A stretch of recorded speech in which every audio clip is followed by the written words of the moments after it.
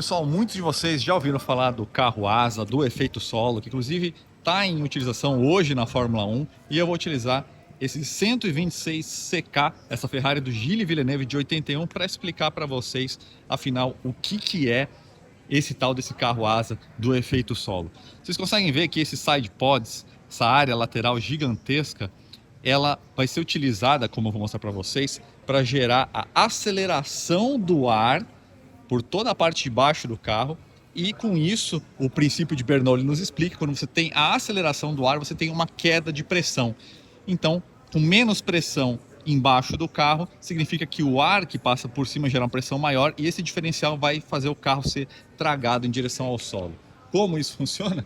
Transformando o carro numa asa. É exatamente isso, por isso chamava de carro asa. Vocês conseguem ver? A lateral inteira, o side pod inteiro do carro é transformado no formato de uma asa. Ou seja, você tem um bordo de entrada, aí você vai ter um estreitamento em relação ao solo, vai ter uma garganta bem pequenininha e depois ela vai aumentando, seguindo um raio, uma equação bem específica.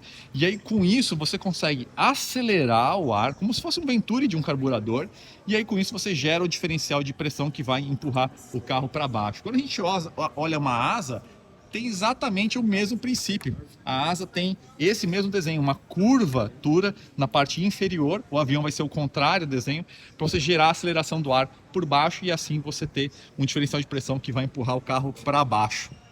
Muito legal, né, pessoal?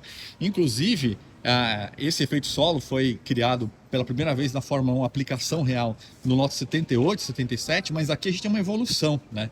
Aqui nas laterais eram utilizadas escovas para você fazer a selagem física mesmo da lateral.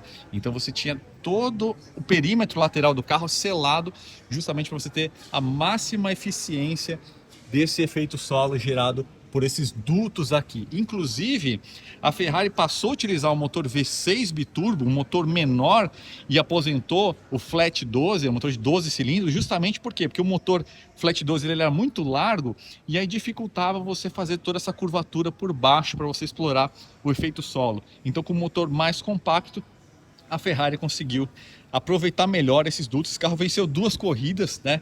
Não foi um grande vencedor, venceu em Jarama, Jarama, né? Na Espanha, e em Mônaco, com Gilles Villeneuve, né? O sempre épico Gilles Villeneuve. E um motor bem curioso, né? É um V6 a 120 graus com os turbos colocados aqui no meio. Vocês conseguem ver eles aqui, eu vou dar um zoom. Então é um arranjo bem especial. E é isso, pessoal. Espero que tenha ficado claro para vocês, afinal, por que chamava esse carro